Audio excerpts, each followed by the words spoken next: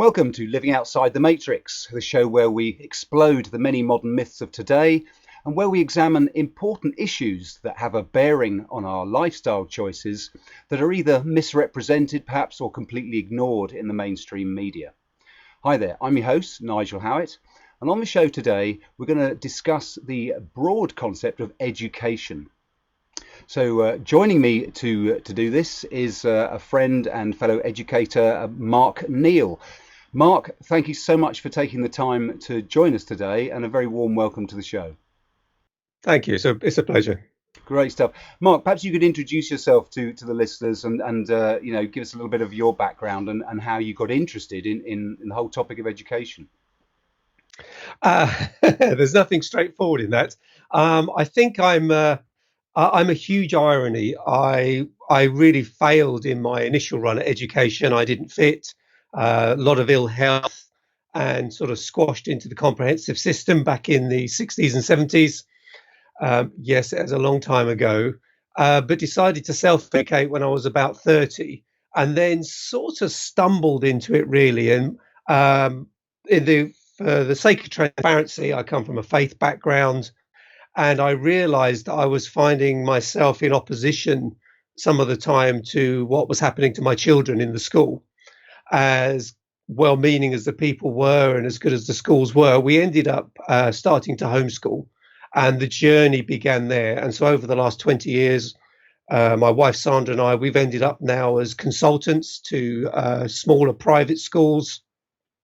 She's really good at systems and policies so that they really keep on up to date with the law and all the safeguarding and things like that. And then professionally, I'm a coach and a trainer.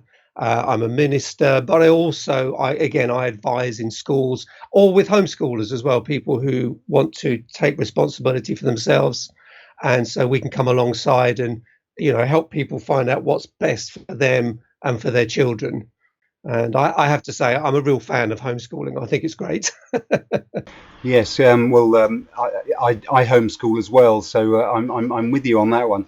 But we'll get into that topic, no doubt. But maybe, perhaps we should discuss things and then arrive at a definition, or would you prefer to maybe offer a definition up front? Do you have a ready packaged definition of education so we can sort of look at the concept broadly and see what we're discussing? Yes, absolutely. These questions sound so innocent when you say them, don't they? But they're really, really loaded. In its simplest form, education is a system. It's just a way of transferring one set of information from one person to another or to a group. And in that sense, that's absolutely fine. Where it starts to get complicated, and as we're in a culture now where we have more and more information available, we realize that not all education is equal. So you can have different systems, but also the real key is the philosophy behind the system.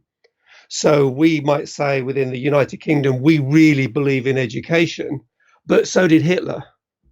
And so did Stalin. They really understood it, but their philosophy was a little different. So that's where it starts to get a little bit more complex. Is the philosophy behind the system?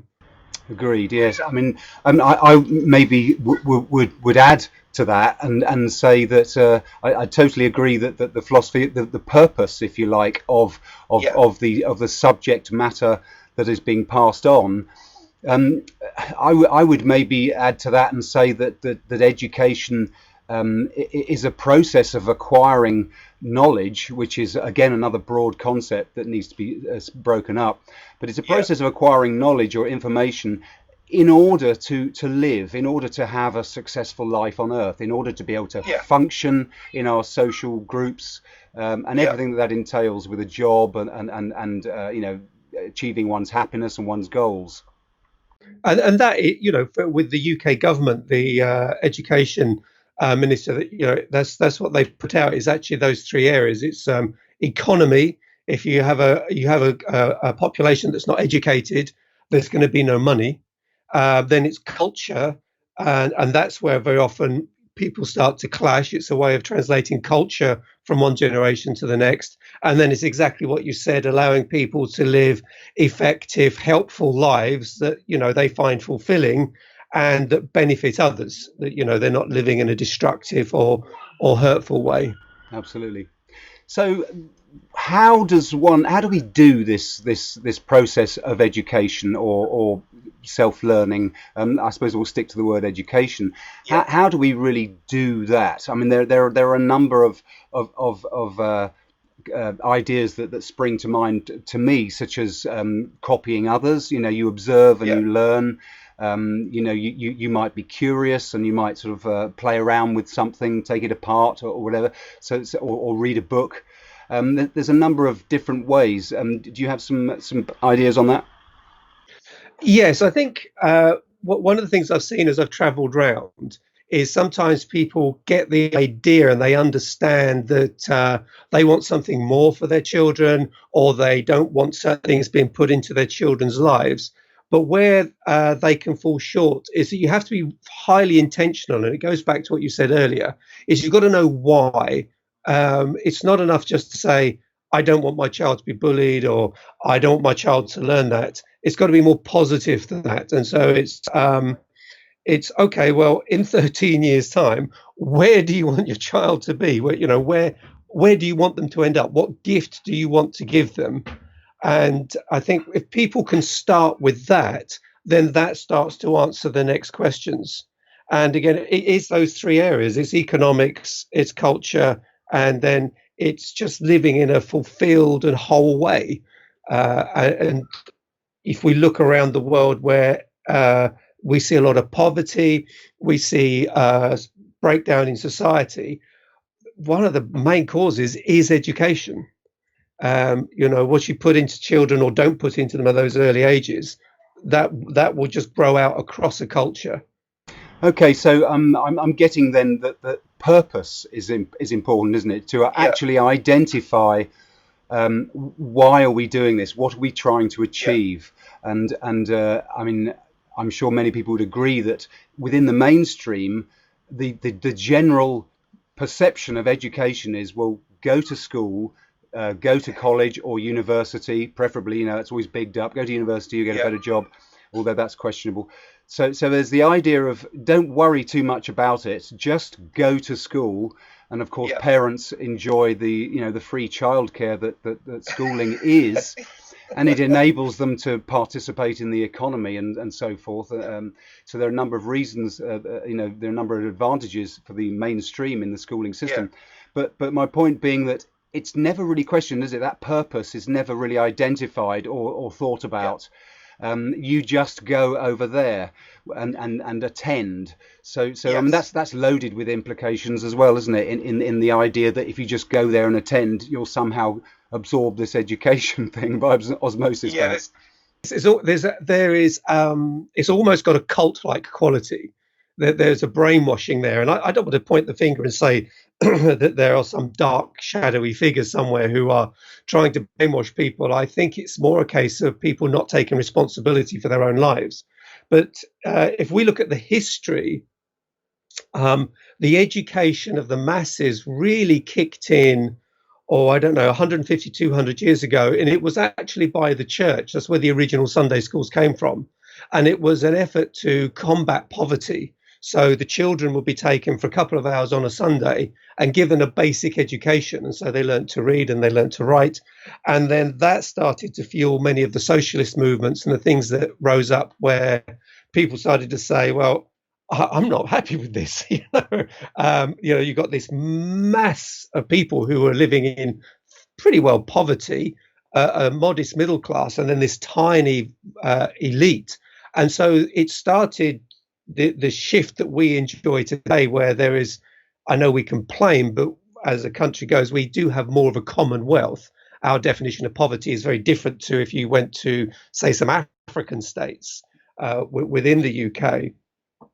But that grew and it started to become normal. And then the state started to come in. And this is my opinion. So people have got to judge this and agree with it or bin it or adapt it. But if you go to Victorian England, we were an empire-based country. We were sort of the Nazis of the time. We conquered a big chunk of the world. We lived off the wealth of that. And you had your elite. And then we needed an army, we needed factories, we needed people to pay tax. And so a system was developed that churned people through that. And it was pretty effective, to be honest with you. Poverty was reduced. The number of people being hungry was going down and down. But it was a very, very different world. You knew your place in society. By and large, you accepted your place in society. But that all changed in the Second World War. People came back from that and they said, you know what, I watched my friends bleed and die. I paid for this. I want some more. So we had the national service. We had social security. We developed this massive social system. We brought free education for all, but we haven't changed the philosophy. We still group the children by their date of manufacture. And so we have a Victorian philosophy in a 21st century culture. And then we have parents who just have this blind faith that I'm going to drop them off when they're 4. I'll pick them up when they're 16 and they'll be educated.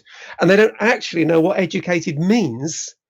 And then they wonder why things aren't working as they want them to. So that was quite a long answer, but I can't think of a shorter way because there is a history behind where we are.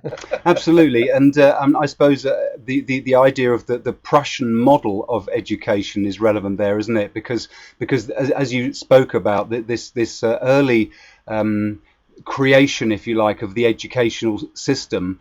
Not saying it was deliberately designed by any one person, but the way it emerged seemed to follow the Prussian model, which was essentially a means of training soldiers.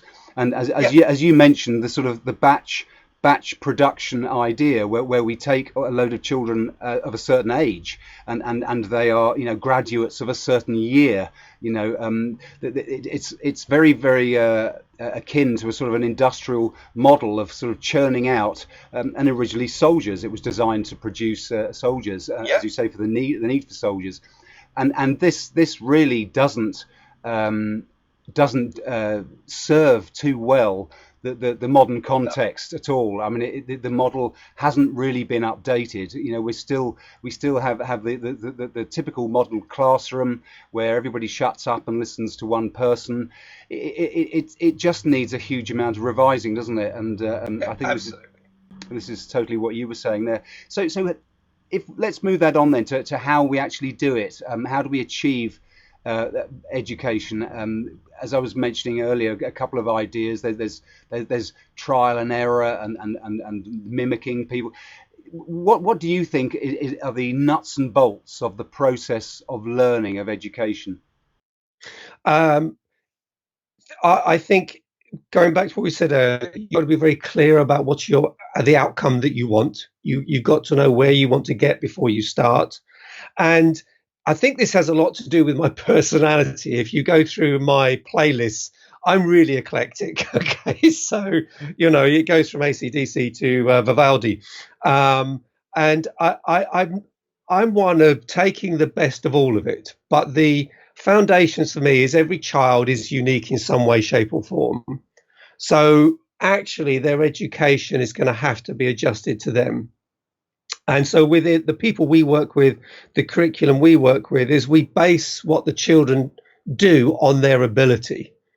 So you don't put them by age, because if you take a group of 12-year-olds, biologically, the girls are going to be a year or 2 years older than the boys anyway, in their thinking and in their bodies. Then you've got the academic spread, which with any child can be about 4 years. So if you've got some 22-year-old, she's come out of university, she takes on her first class. She's got 30 children, the majority of whom who don't want to be there, with a 6-year academic spread that she's got to teach all at once and give personalized attention to. So individualize it. That doesn't mean to say you don't have a system, because I believe that you should. It doesn't mean to say you don't have a clear direction, but you pitch it at the ability of the individual child. I think that's crucial. The number of children that drop off the grid, either because for whatever reason, they don't have the academic stretch to keep up in the class. And what does a child do when they feel disconnected and bored? They play up. That's just what kids do. Um, Likewise, if you've got a child who's a real big hitter and they are, for whatever reason, they've got this real academic prowess, they are actually going to start acting the same way as the children who are struggling at the other end of the scale if they're not stretched enough, because we're trying to get this one size fits all. So I think if there's one thing, it's pitch it at the academic ability of the child. And that's what we do. We diagnose every child we work with and say, okay, you're at that level. And in the schools we work with, you could have a 8-year-old sitting next to a 12-year-old and they're doing the same level of work because of those academic differences.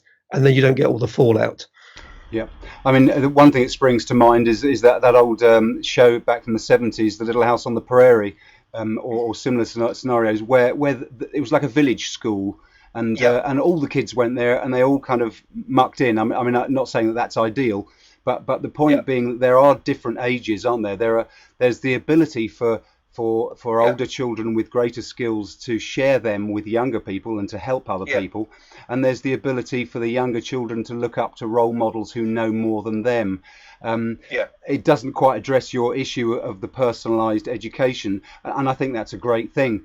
The idea of personalising education sort of doesn't fit at all with the conventional system of schooling. It's just impractical, isn't it? People talk about smaller class sizes, but really, I mean, you know, a class size of 3 or 4. I mean, how practical is that? It isn't. It isn't at all.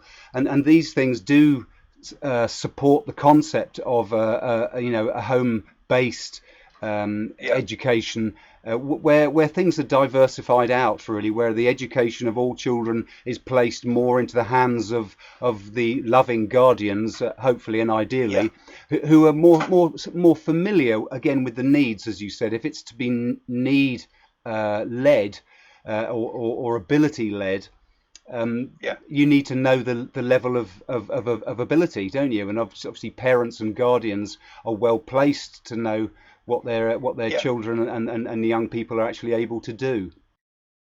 Yes, and I think you touched on something there as well, is within this country, within the United Kingdom, education is, at the moment, is in law, is still the responsibility of the parents.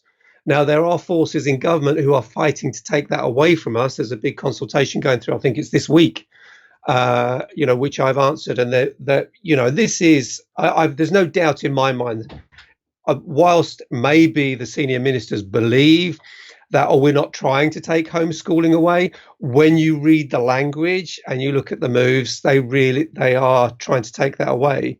And I would like to say to anyone listen to this as parents, take responsibility for your children's education. I know you're busy. I know it's hard to pay the bills, but if you don't do it, someone else will. And some overworked, underpaid teacher can't bear that burden on their own.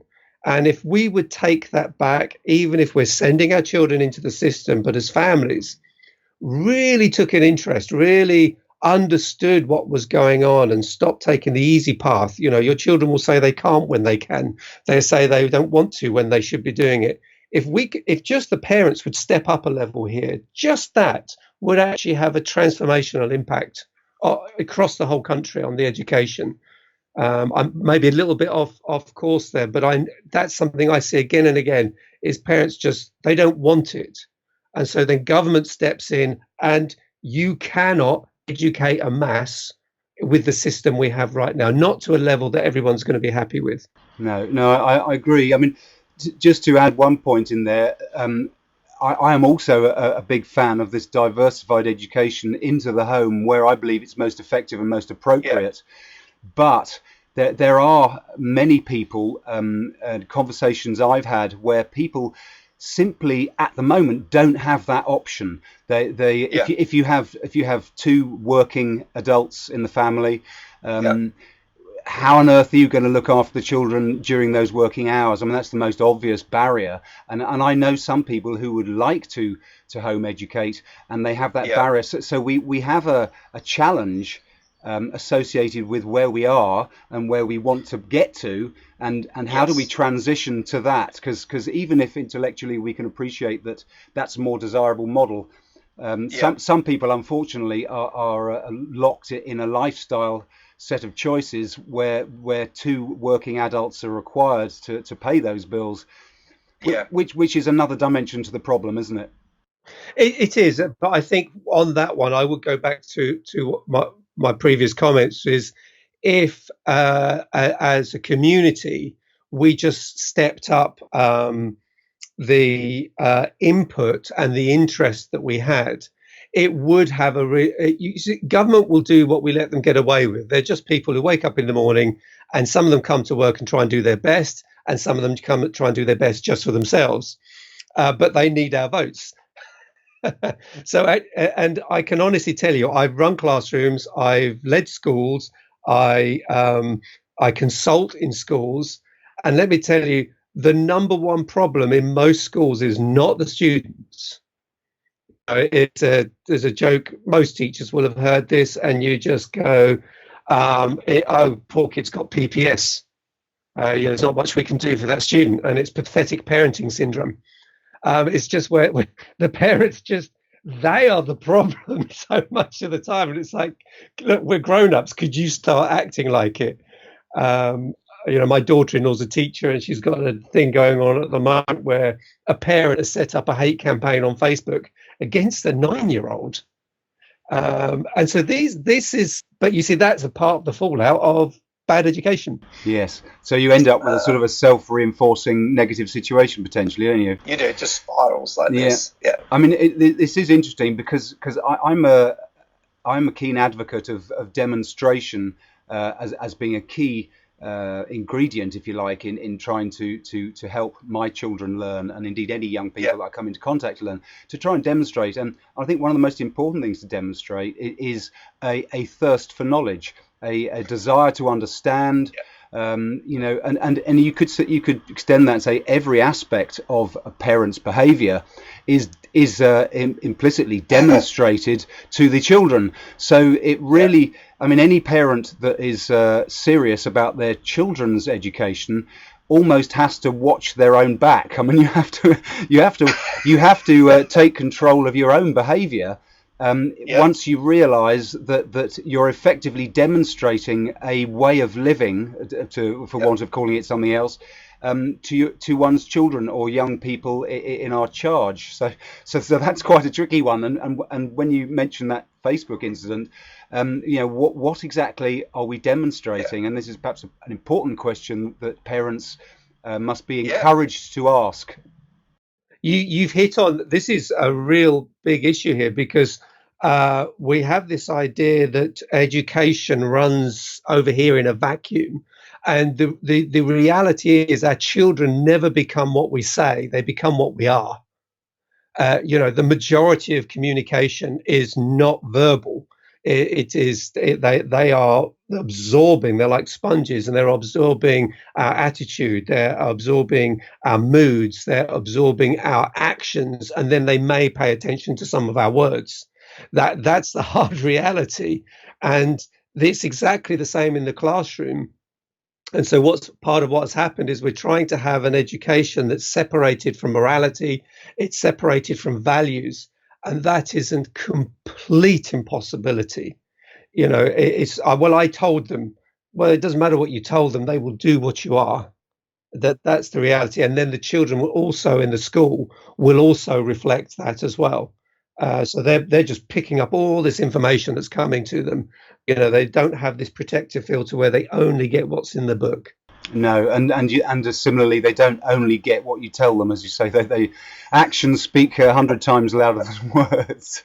Absolutely, and they're sharp as well. That's the thing. Even if you don't allow a child to progress, it will develop. Even as a toddler, I've got grandchildren, and it's just their ability to perceive and to manipulate and to control if you allow them. And all this has to not be crushed, but it has to be developed so that it actually becomes a positive strength in their life. Sadly, very often in the school system, it's more akin to the law of the jungle, than a civilized society, because we've got this divorce. Well, I'm a math teacher, I only teach maths. Wake up and smell the coffee, dude, because you really don't. Those children are watching you, they are sussing you out. And anyone who's taught children know you have to be strong, because they can bring you down very, very easily. Why? Because they're not just listening to the maths lesson, they're taking in the whole thing, and they're plotting and they're positioning. And part of education is to actually develop that into something that's wholesome and powerful for their betterment and everybody else's. And that, I think, is one of the big areas that we're failing in at the moment. Is there's a refusal within government and within families to actually acknowledge that as a truth. Absolutely, I couldn't agree more. It kind of means that teachers effectively have a greater responsibility than we all realise, don't they? If they're there as role models, as human beings, rather than geography teachers, physics teachers, or whatever they're teaching, as you say, that has huge implications. But beyond that, if we zoom out a little bit further, you've got the whole concept of having to be in this classroom, in this school, in this institution. And you mentioned earlier the fact that a large number of children actually don't really want to be there. So when we join all those dots, we've got a sort of a coercive situation where, as I see it anyway, where the child effectively has to be there. They're forced to be there. There's no option of, look, can I just go down to the river today and go and go and examine the wildflowers and the grasshoppers. That is not an option for any child. It's an environment, you could say, of coercion. And one of the things that troubles me about the current school system particularly, but almost any school system, and there are ways around it. I'm not advocating no classrooms or no institutions of learning. I just want to make that clear.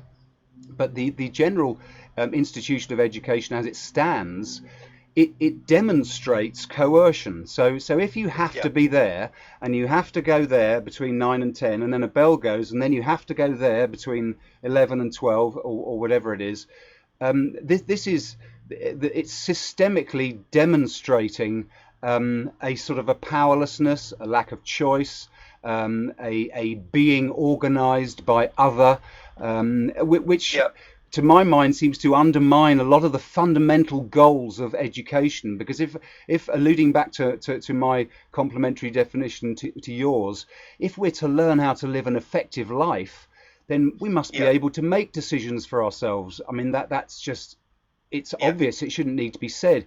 We must be able to feel empowered. We must be able to, develop the sorts of skills that I see are actually countered by the culture, if you like, of compulsory schooling. I think I wouldn't counter what you said. I think I would add something to it. I think it comes back to the why. If you've got a big group of people in one place, it's got to be organized.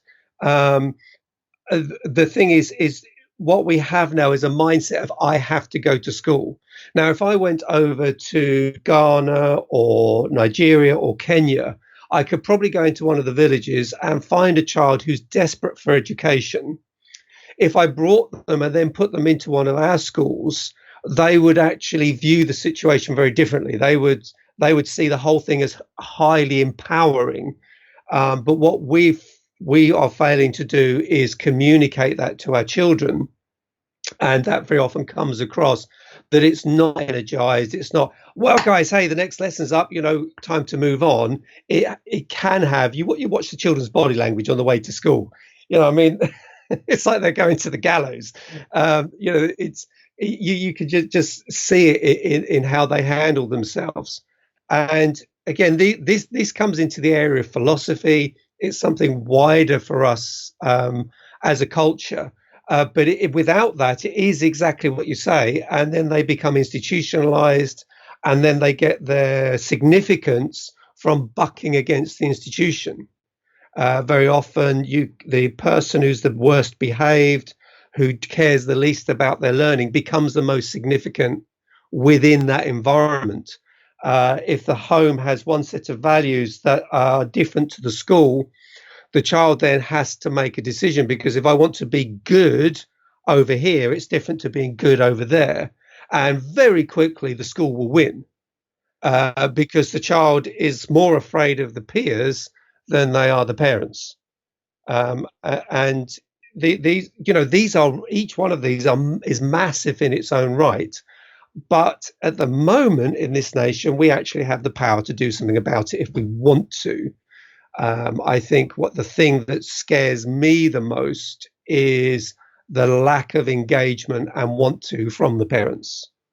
As well, I was okay. Well, actually, you're not. You're a highly disempowered person who doesn't think very much. And that's why you think you're okay. And I don't say that to be cruel, but that's what I see. So your analogy to the Matrix, I think, is a very good one, but it's a self-inflicted one, unfortunately. Absolutely. Well, thank you for making that point about children in other countries that would see our educational system as an opportunity and they'd jump into it with enthusiasm, because I think that's a good point. Somehow it does it does beg the question, how have we got to this, where, as you say, children go to school looking like they're going to the gallows. There's something very wrong there, isn't there? And this again, I think, when we're talking in these broad principles about the best mechanism for educating, the best environment, and briefly to pick up on your point that where a lot of people are together being educated, obviously it has to be organized. So that does speak to slightly to this sort of batch system of ringing a bell and moving people on.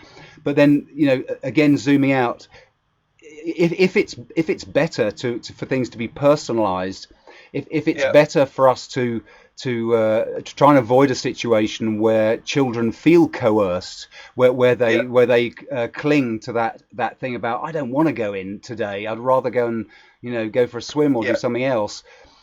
This does all speak to a more diversified form of education, and we have both agreed that we are homeschoolers.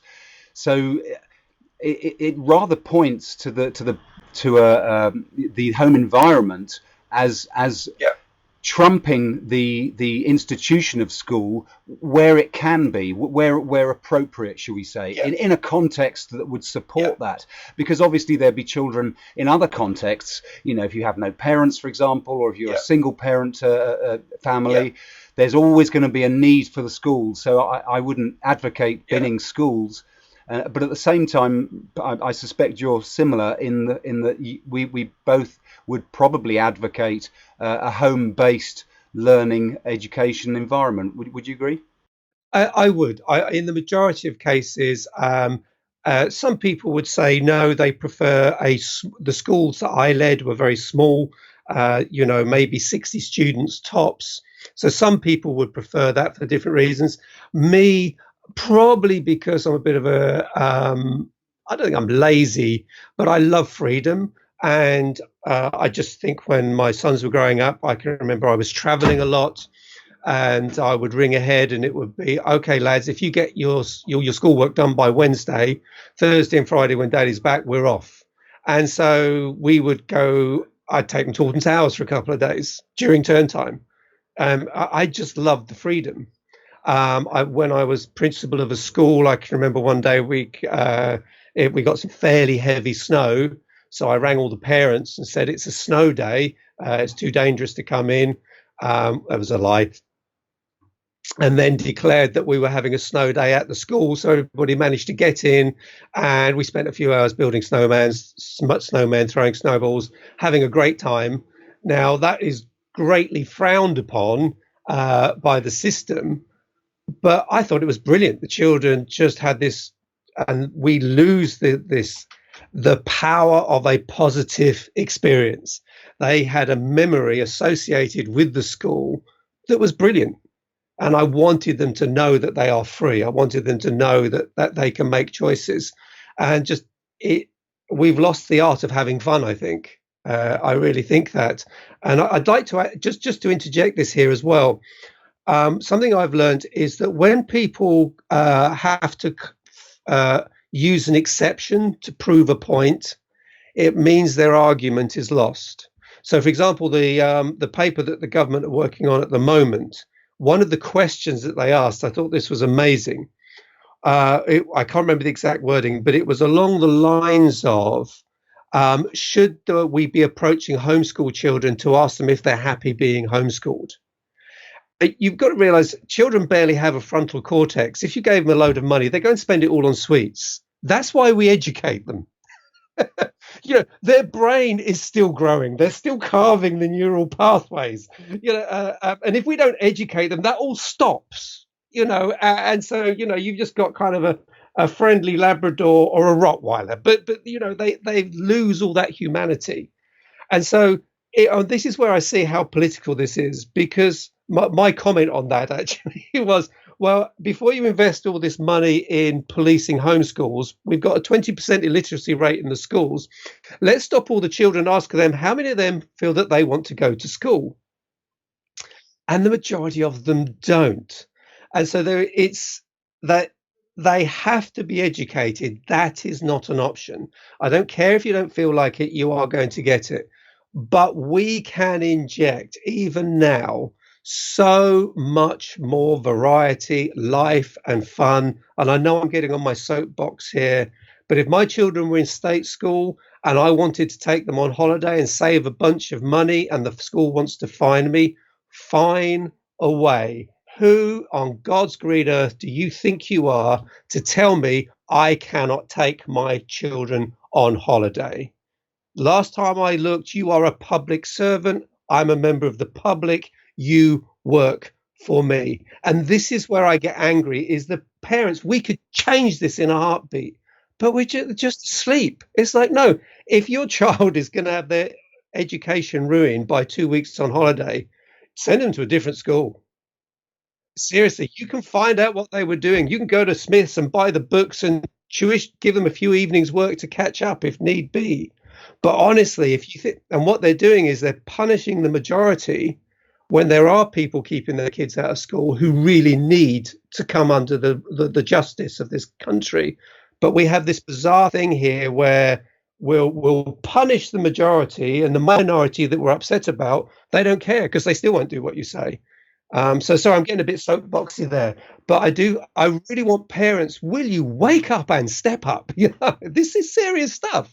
It is serious stuff, and I think you can be easily forgiven for a bit of soapboxing, because you made some excellent points, and the idea of punishing parents for when they choose to go and indulge in their recreational activities is just ludicrous. It's more indicative of a police state than any kind Absolutely. of civilized society.